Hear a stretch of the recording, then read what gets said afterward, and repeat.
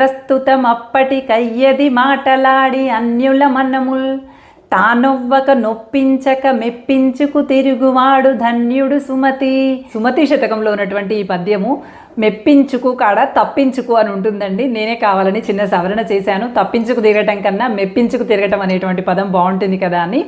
అయితే ఆ సందర్భానికి ఎంత వేరకు అవసరమో అంతవరకే మాట్లాడి ఇతరుల మనసులు నొప్పించకుండా తాను నొవ్వకుండా మెప్పించుకు తిరగగలిగేటువంటి వాడు ధన్యుడట. అలాంటి వ్యక్తి ప్రశాంతంగా తన జీవితాన్ని ముందుకు కొనసాగించగలుగుతారట.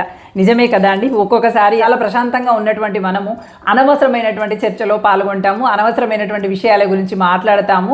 ఏదో సరదాగా జోక్ చేద్దాం అనుకొని మనం ఒకటి మాట్లాడతాము, అది అవతల వాళ్ళకి ఇంకొకటి అర్థమవుతుంది. అక్కడ తెలియకుండానే ఒక రకమైనటువంటి అశాంతి, అపార్థము, తెలియకుండానే ఒక్కొక్కసారి వివాదము, శత్రుత్వాలు కూడా ఏర్పడుతూ ఉంటాయి. అందుకని నోరుతో ఎంత జాగ్రత్తగా ఉంటే అంత మంచిది. ఎలాగా అంటే